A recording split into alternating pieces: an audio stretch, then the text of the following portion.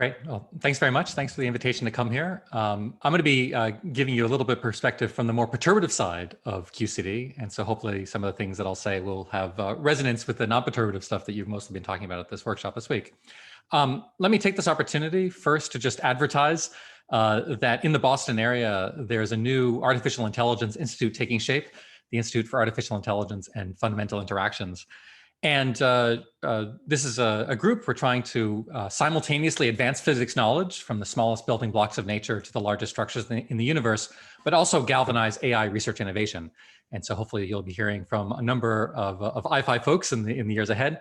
And actually, coincidentally, the next talk is by Di Liu, who's one of our inaugural IFI postdoctoral fellows. So really looking forward to his talk coming up next.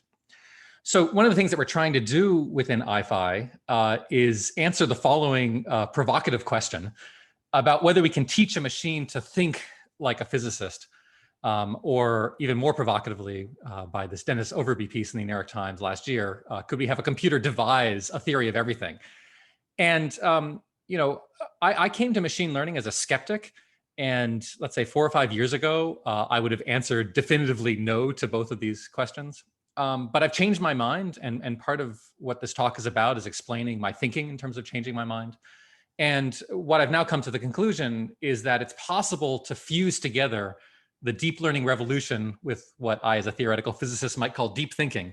That is, it really is possible to build machine learning architectures that incorporate first principles, best practices, and domain knowledge from fundamental physics. And you're going to see echoes of that in this talk today. So my talk is QCD and JETs through the lens of machine learning. So for the benefit of those of you who are not fully immersed in machine learning, which is probably a small fraction of you, but let me just say something about the lens of machine learning and just touch on a few things about what formalisms are needed to leverage machine learning for QCD. And so I'm just going to use a very simple example. One of the first ones that I encountered. This example was really helpful for me to reframe my thinking. So this is a classic machine learning task. Goes under the name often of the likelihood ratio trick. It's a key example of what is under a broader umbrella of simulation-based inference tasks. And it turns out that many QCD and collider problems can be expressed in this form. And I'll give you a surprising example of this in a couple of slides. But let's just say at the abstract kind of statistical level, let's say my goal is to estimate the likelihood ratio, estimate P of X divided by Q of X, where P and Q are probability densities. And let's say I'm given training data, finite samples, P and Q, and I'm given a learnable function, some F of X that's, let's say, parameterized by neural networks, where I can adjust the parameters of that neural network and thereby adjust this function F of X. And a classic thing that we can do is build a loss functional. In this case, I'm taking the negative expectation value of the logarithm of f over the sample p plus f minus 1 expectation value over the sample q. And something that you can show relatively straightforwardly is that asymptotically, that is, if you had infinite training data and an infinitely flexible function f, that the argmin of L is the likelihood ratio p over q. And in fact, the minimum value itself is related to the KL divergence. So this is a very statistics-y heavy slide. This is a true statement. This turns out to be extremely useful. But for me to understand this, I had to translate it into a physics language. And for me, I only started really understanding what was going on with this likelihood ratio trick when I realized that we could just rephrase this, at least asymptotically, as the same structure as Lagrangian mechanics. So if we have an action where we're doing, just classical mechanics, instead of integrating over time, just integrating over x, and we have a Lagrangian minus p log f plus q f minus 1, that turns out to be at least asymptotically equivalent to what I showed you on the previous slide. And the Euler-Lagrange equation, that is finding the extrema of this action, its solution is this likelihood ratio. And what this suggests is that you can build all sorts of different loss functions, or in my brain now, Lagrangians, and their minima, or more generally their extrema, could give you solutions to problems that might be of interest. And this required in me a shift in focus from solving problems to just specifying the problem, that is specifying the Lagrangian and letting the machine find the optima. But once you do that shift in focus, there's a number of tasks that I would think would be very difficult to solve, but turn out to be relatively straightforward to solve using techniques like this. So let me give you a surprising example of this. One of the things that we often need to do in collider physics is to correct detector effects, where we have particle data, it goes through a detector, and we want to unfold, that is, try to undo the effects of detector smearing. And my collaborators and I introduced a unfolding technique called omnifold, which accomplishes something that seems quite challenging, unfolding in multi-dimensions, and also doing it in an unbinned way. So classic unfolding techniques require you to bin your data into histograms. But it turns out that all this requires is iterated applications of this likelihood ratio trick that I told you before. That is, we have data and we have synthetic data. And by computing the likelihood ratio between those two, that gives us weight functions that then we can push back to particle level truth information. And in an iterative way, you can actually asymptote to the maximum likelihood estimate of the best truth value given the data. And all you're doing is using this trick that I told you on the previous slide, albeit in an interesting iterated way. And from a QCD perspective, this has allowed us to do something kind of fun. So we've been going back to archival data, E plus E minus collider data from Aleph, where one classic QCD observable that you study is called thrust. And thrust has been measured by many, many experiments over the years, but often what's stored in terms of archives is binned data in thrust to where it's binned in linear space. But now we understand from the perturbative QCD perspective that logarithm space is a quite nice way of studying thrust. But there is no logarithmic spaced binned archive for us to look at. And that's shown here in green, where the binned, when plotted in log space, the binned archive has these giant bins, whereas actually all the action is really in log space. And this red distribution here is our first attempt at unfolding this Aleph data using this likelihood ratio trick. And you get intrinsically unbinned information. Even though I'm plotting it in a binned way, it's intrinsically unbinned. And even though I'm plotting it only in one dimension, it turns out that you can actually unfold multiple observables simultaneously.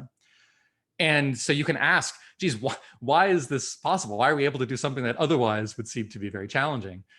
And the answer in general is, if you have in hand some well-specified problem that you're trying to solve, reliable training data, and a learnable function, then you can leverage machine learning and leverage the ability in particular of machine learning to generalize far better than you think it should. And it turns out that many QCD and collider tasks can be phrased in this language. And moreover, as a theoretical physicist, I found that theory input is really essential for robust usage of these tools. And I'll come back to this in a couple of slides, is the way that theory input has impacted the way that I think about machine learning. Okay, so let me now go a little bit more into detail about machine learning for QCD and jets, and now ask the question kind of what collider tasks are amenable to this machine learned approach. So my specialty are jets, which, as you know, are collimated sprays of particles coming from the fragmentation of quarks and gluons.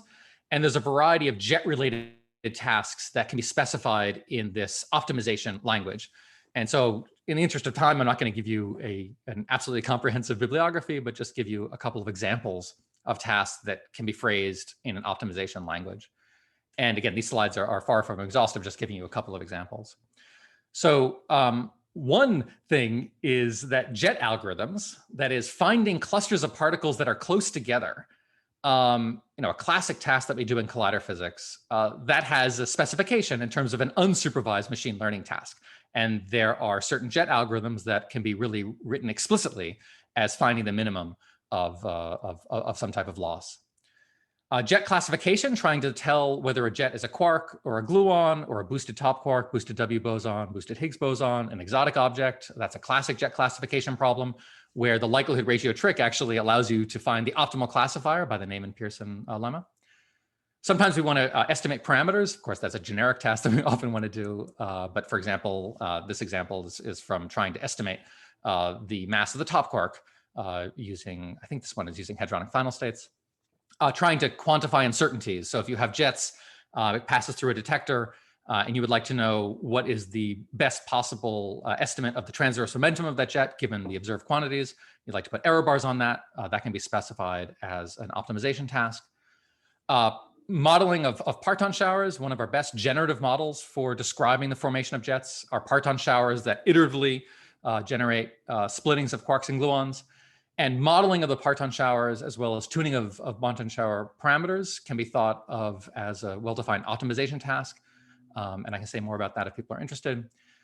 A very experimental thing that you have to do is mitigate pileup. This is when you have multiple proton-proton collisions per beam crossing, and you're trying to do a regression task. That is, given the particles that you see, I want to regress out the best possible estimate for what actually the real jet is, subtracting off the pileup contamination. And then a thing that we do all the time in QCD and jet physics is calculate cross sections. That requires both phase space integration. Phase space integration of what? Well, phase space integration of QCD amplitudes. And in both cases, you can think about phase space integration as a type of optimization problem. And amplitude calculations are quite expensive, but you can use a type of regression to try to basically, for an upfront training cost, estimate what the amplitudes are point by point in phase space. Okay, so these are just a bunch of examples in QCD and jets that have an optimization language. And for each of these tasks, you can imagine taking off-the-shelf machine learning and just applying it directly. But part of my transformation from a curmudgeon to an evangelist was trying to inject theory insights into the machine learning architectures that my group has built. And so that's what I spend the remaining of my time going through 3 examples of research for my group, where kind of theory plays a quite prominent role, even though, of course, what we're trying to do is do machine learning for jets. And so you can think of these 3 examples as trying to answer the following questions. And again, these were the questions that I had before I became an evangelist, and ones where I wasn't convinced that it was possible to do.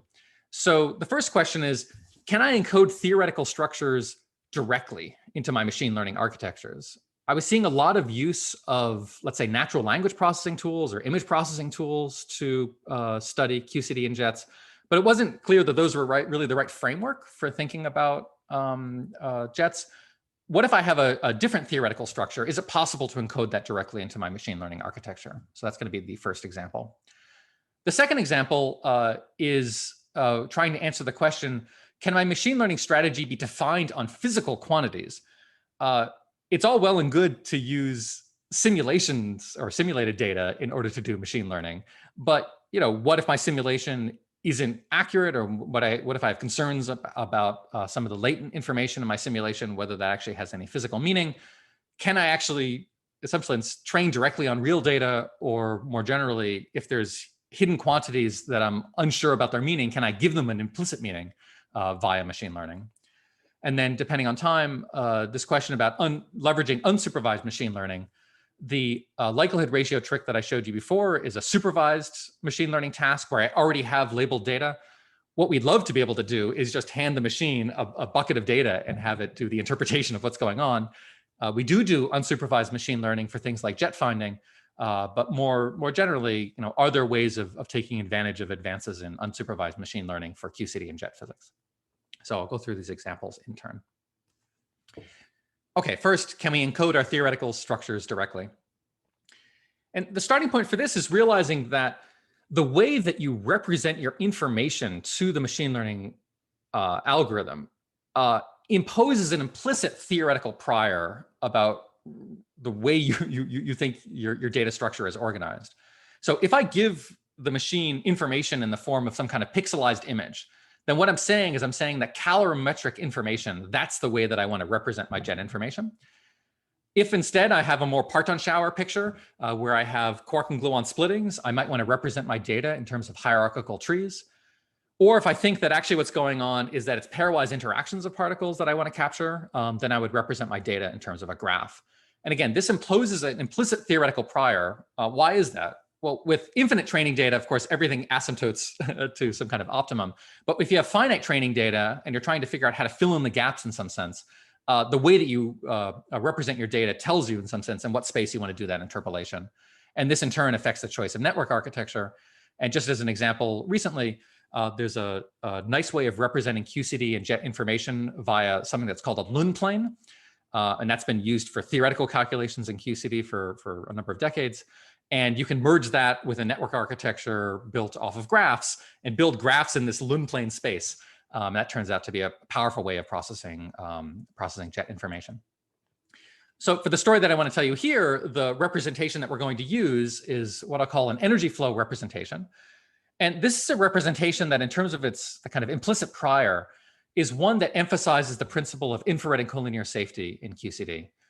So as we know, when you slam together protons at the LHC, you make quarks and gluons, which shower and fragment to form composite hadron states, which then are seen by your detector. And this is a very complicated generative process, especially the non-perturbative aspect of hadronization, for which we have good models, but no real theoretical understanding of how that happens. But one of the things that we know from many decades of studying perturbative QCD is that there is a way of suppressing some of the complications of hadronization, at least up to power corrections, by focusing on not the patterns of individual particles, but rather the flow of energy from the collision point off to infinity. So this is known as the energy flow operator. It's built out of the stress energy tensor T mu nu. We have T0, that's the energy, and then I is the flow of that energy. And it's well known that this is information that's robust to hadronization, robust to detector effects. And this is something that's well defined for massless gauge theories. So whereas scattering amplitudes are actually kind of ambiguous, what you mean by scattering amplitudes for a massless gauge theory, this energy flow is something that's well defined. It's also well defined for conformal field theories, which Huffman and Maldacena exploited in 2008. And this energy flow representation is a reduction in the information that I'm going to be using. I'm not going to be using unsafe charge and flavor information. And we can see whether we can build a machine learning architecture around this representation as our guiding principle. I can't help myself. The next thing I'm going to show has absolutely nothing to do with machine learning, but it's a fun plot in QCD. So something that's typically done with this energy flow operator is study energy-energy correlators. And I've been working with Patrick Kamitsky, Ian Molt, and Huajing Zhu about studying this energy-energy correlator in public data from the CMS experiment.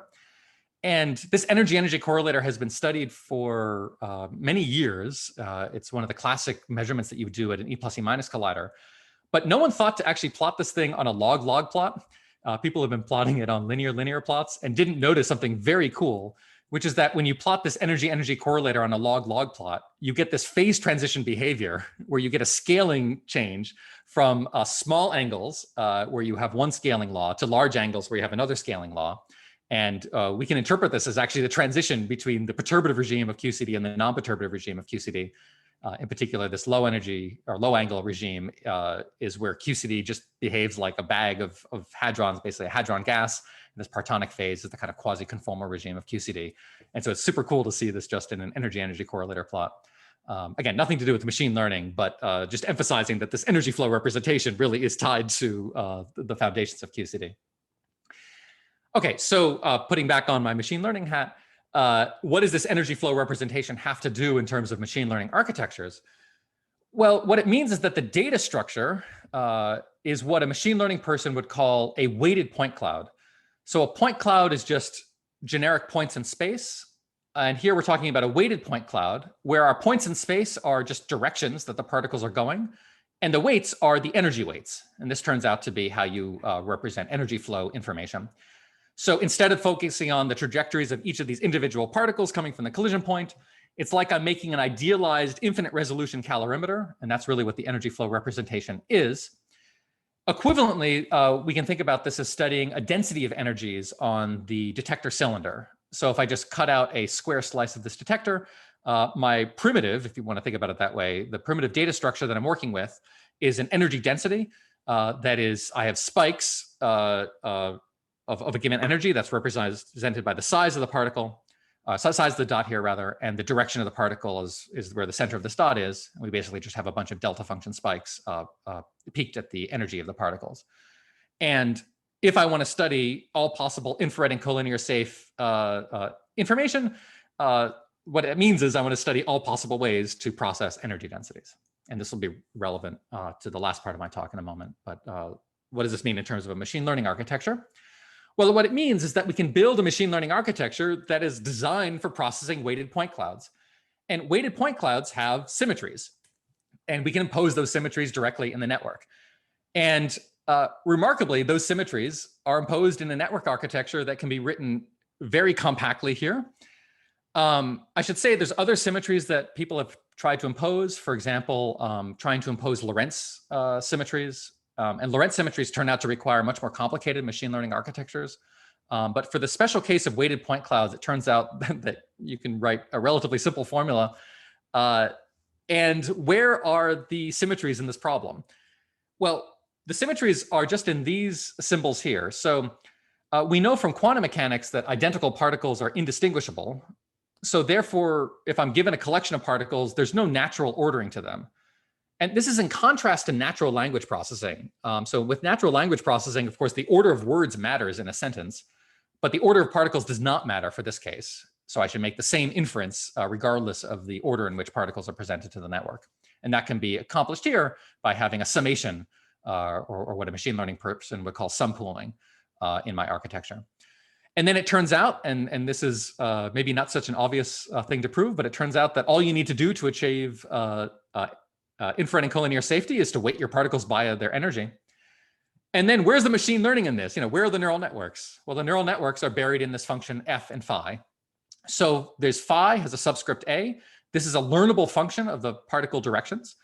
And then for each a, I do the summation over particles, and that gives me a latent representation of my jet, v sub a. And how many latent dimensions do I have? Well, I get to choose that. That's a hyperparameter of my machine learning architecture. So I have 1, 2, up to L of those latent dimensions or internal dimensions. And then this F is a neural network that processes those input and then gives me an output, S, the solution to some task that I'm trying to solve. For the plot that I'm going to show in a moment, the task I'm going to solve is to tell the difference in classification between a quark jet and a gluon jet. And it turns out that there's nice asymptotic guarantees here that this provably, if I make this L large enough and my machine learning flexible enough, describes any infrared and collinear safe observable. It turns out to have excellent jet classification performance. But for the purposes of converting me from a curmudgeon to an evangelist, the thing that was most satisfying is that this architecture has a way to interpret what's going on. And the innards of this machine learning architecture just has a learnable function that's a function of the particle directions. And I could just plot that function, and I could just see, did the machine learn something that has anything to do with the structure of QCD? And trying to plot this function for, let's say, a latent dimension of, let's say, 256 is hard. It's hard to plot 256 functions of 2D on the same plot, but here's our attempt. And this gives rise to this crazy psychedelic network visualization, which each of these rings is showing you basically where the machine is paying attention to information, where the center of this image is the center of the jet. And your eye is immediately drawn to the kind of fractal structure of this, where the machine is paying less attention to the periphery of the jet and more attention to the central part of the jet. And so starting off with these symmetries, permutation and variance from quantum mechanics, infrared and collinear safety from quantum field theory, the machine has learned for itself in the process of learning how to distinguish quarks and gluons. It's learned about the collinear dynamics of QCD. And it's a fun little back of the envelope exercise to show that the kind of effective pixel size, that is the size of those rings in that image I showed you before, compared to the radial distance away from the jet center, that you can actually do a back of the envelope estimate of this using the Altarelli-Parisi splitting function that tells you how gluons are radiated off of hard quarks and gluons. And this Altarelli-Parisi splitting function has a famous logarithmic collinear singularity. And you can show that that logarithmic collinear singularity translates in this space to having pixels compared to radial distance, where there's a scaling dimension of 2 between those two. The best fit from this machine learning architecture is 1.6, which is close to 2.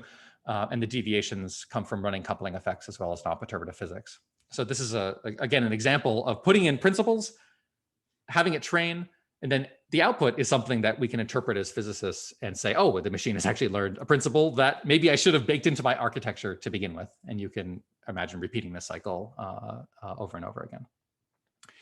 Okay, so this is answering this question. Can theoretical structures be encoded directly? Yes, and these energy flow networks are encoding the principle of infrared and collinear safety. So the next example is about whether my strategy can be defined on physical quantities. So let me actually go back to the previous example and say just a little bit more about what I was trying to do. I was trying to do a very simple binary classification, again, using this likelihood ratio trick. Binary classification of telling the difference between quarks and gluons. This is like the simplest jet task you can imagine, the kind of hello world of jet physics. And quarks and gluons differ by their color charge and therefore differ by the amount of radiation you have, such that gluons colloquially are fatter compared to quarks. And the goal of machine learning is to find a function that ideally would hand you 1 if you had a quark and 0 if you had a gluon. And the best that you can do for this by the Neyman Pearson lemma is to form a particular combination of the probability distributions for given jet configurations, whether they're coming from a quark or a gluon. And this itself is also related to the likelihood ratio. Of course, if you had analytic forms for these probability densities, you wouldn't need any machine learning. But in the case where you don't have closed forms for this, machine learning gives you a way of estimating this quantity. Okay, so, this is all well and good, but the question that you should immediately have is, what do you mean by a quark or a gluon? I mean, a quark has color charge of triplet. A gluon is a color octet. But the jets that I see in my detectors are clusters of colorless hadrons. So, I can talk about quark and gluon jets by using internal labels in a parton shower. That's the way that a parton shower generates jets, is by saying, hey, I'm starting off with a quark parton, and how's that quark parton turn into the spray of particles that I see? But there's no such thing as a quark jet or a gluon jet, really, because I don't know what a quark or gluon is when I view it through the lens of the colorless hadrons that actually hit my detector. And so this is a complaint that I've faced, and in fact, it's part of my machine learning skeptic phase I was thinking about in kind of 2006, 2007, and wrote papers about what do I mean by a quark or a gluon. And remarkably to me, this very fundamental QCD question can be answered because this is a type of question that machine learning people face in the context of natural language processing. In the context of natural language processing, this is known as topic modeling, where topics correspond to, let's say, topics in a collection of text. And it turns out that you really can't unambiguously label individual jets as being quark or gluon. However, there is a well-defined meaning to extracting quark and gluon distributions from hadron level measurements. And this is something that's done all the time in the context of natural language processing. And the formal trick that you use to do this goes under the name of anchor words, or in a histogram context, anchor bins. So the idea is you have pure categories. It could be quark or gluon, or it could be pure categories of different types of themes and texts. And then documents that I'm producing, or histograms that I'm producing, are sampled randomly from those bags, or those histograms, or those bag of words, via some proportions. And if and the key insight is that given a stack of documents, or equivalently given a stack of histograms, you can actually disentangle those histograms into their component pieces. So here's an example of a jet distribution where in purple and in pink are mixed samples coming from Z plus jet and di jets, where I have some mixture of quark and gluons. And then in orange and green are this decomposition without ever seeing quark or gluon labels, which turns out to be very close to the distributions that I would get from quark and gluon labels from a parton shower generator. But again, the orange and green never knew anything about what a quark or a gluon is. It was just doing this at the level of histograms. And the way this works in natural language processing is that you can find key phrases that are unique to the given themes, and then use that to bootstrap out the distributions as a whole. So an example I like to use is that the word energy could appear in physics, or it could appear in climate science.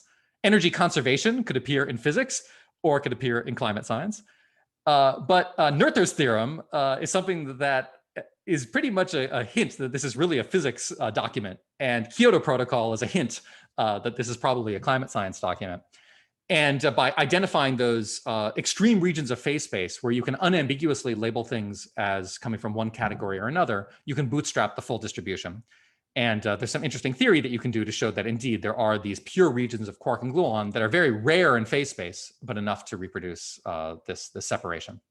So again, this is a case where, can my strategy be defined in physical quantities? Yes, I have a hadron level approach to understanding QCD partons, using this formalism of jet topics, again, coming from the natural language processing literature.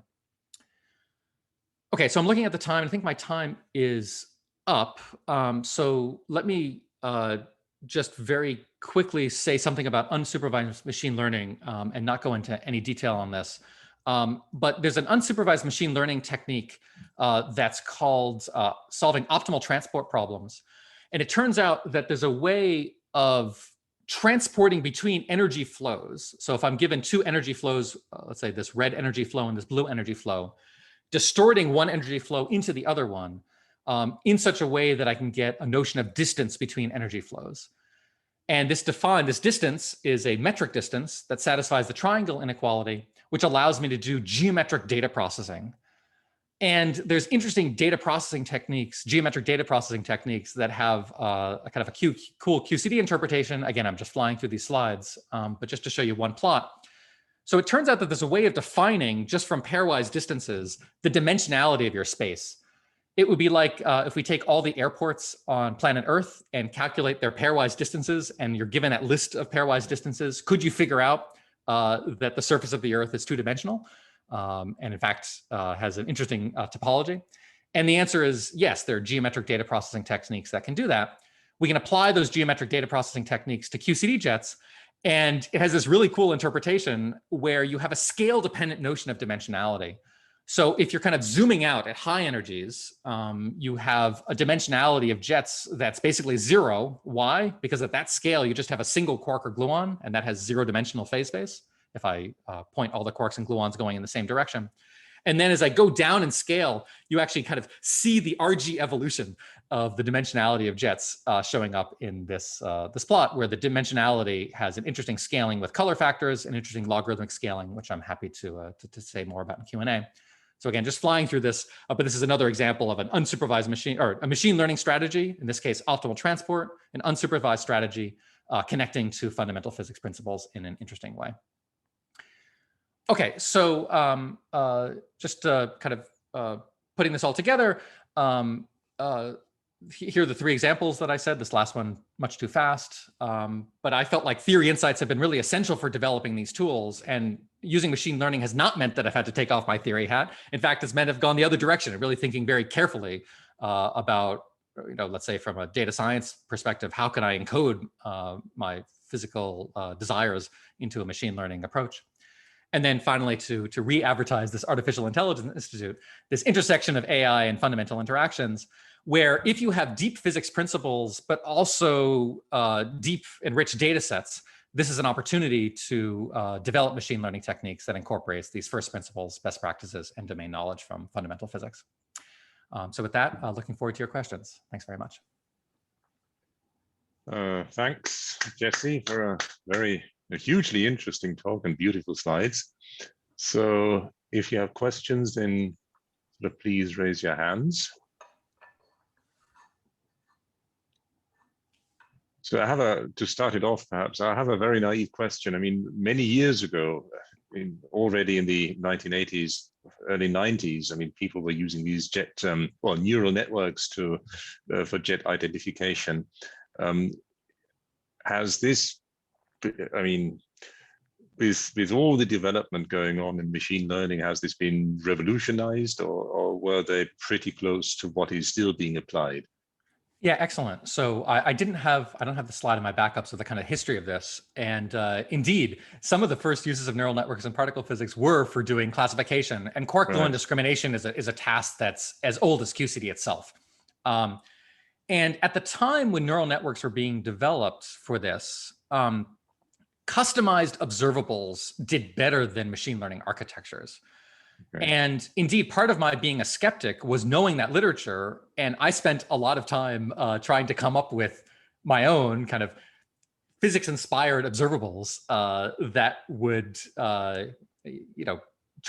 would be trying to estimate the level sets of the likelihood function. So an example in my backup is a observable called n sub jettiness, and n sub jettiness was an observable that you would calculate, and it turned out to do excellent classification for multi-pronged jets. And it turns out that this n sub jettiness turns out to be related to this energy movers distance thing that I just mentioned. But here, I spent a lot of time kind of trying to come up with observables that would mimic the behavior of the likelihood ratio.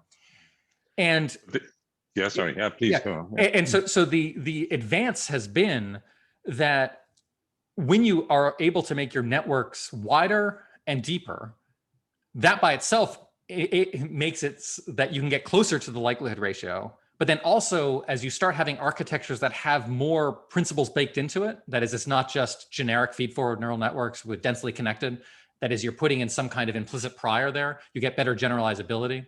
And that also has led to better performance. But so now we're in the other regime. Now the performance is so excellent for quark-gluon classification that now you're worried, wait, is the excellent performance, which is derived from simulated data sets, is that actually going to be realized in real data sets? Because simulated quark and gluon samples are not real quark and gluon samples. And that was the motivation for this, this topic modeling idea that I showed, was that, do I really want to trust simulation anymore? But the principle is exactly the same as before. In fact, the principle for machine learning that people used for things as simple as boosted decision trees is the same as before. But we've gotten so much better performance through both the deep learning revolution, but then also from realizing that there's domain knowledge that I can inject. And on the experimental side, I mentioned this work on using graph neural networks and in doing pairwise interactions. And this has been enormously powerful on the experimental side. And in fact, most of the state-of-the-art machine learning being used by Atlas and CMS is kind of graph-based. And this is something that you just didn't have the computing power to deal with in the 1980s, 1990s. And yet this is a much better way of estimating the likelihood ratio than you would get from feed-forward, plain old feed-forward neural networks. Thank you. Great. Yeah. Tom has a question. Hi, Jesse. Thanks for the very nice talk. My question is general in the sense that I have the feeling that physicists have been sort of, taking machine learning architectures and algorithms off the shelf and trying to apply it to various problems. Is it getting to the stage, especially in a place like your institute, where, physicists are deciding, well, that doesn't quite work for what I'm really interested in, and come up with their own architectures that then feed back to the general machine learning community? Yeah, so this energy flow networks, which I emphasize the energy flow part of it, we actually came up with this formula without the energy weighting initially in thinking about how, if I were to ask my colleague Ian Stewart to do a soft collinear effective theory calculation of a machine learning architecture, how he would do that calculation and what would be a machine learning architecture where Ian could do a calculation. And I needed it to something that had factorized form. And so without this energy weighting, we came up with this formula, which turns out to be identically to something that 1 year earlier, Carnegie Mellon machine learning folks had come up with. So you can imagine a different time ordering where we could have come up with the most general permutation invariant network architecture before the computer scientists did. Okay, that's not how it worked. Now we have the first permutation invariant as well as energy weighted one. So this is the most general weighted point cloud representation. And to the best of our knowledge, we're the first people to have something that in physics or in the AI communities to have something of that form. But to your point, yes, now physicists want to have specified, architectures custom to our problems. And then we're going back and saying, well, what does that have to do with problems that other people might see? So for example, this paper that I mentioned about Lorentz equivariant architectures, this is basically generalizing things that have been known about symmetry equivariance, but to other groups, and in particular to the Lorentz group, where it's a little bit different because it's a non-compact group. And so that's going to feed in interesting ways to anyone who has kind of a non-compact symmetry that they want to learn on. There's a cool idea that's coming out of I guess Princeton and NYU about an operation called histogram pooling, which is basically taking insights that we have about the power of histograms to represent data and actually feeding that back into the point cloud literature. There's other set-based approaches which are trying to incorporate things that we know about are important on the particle physics side.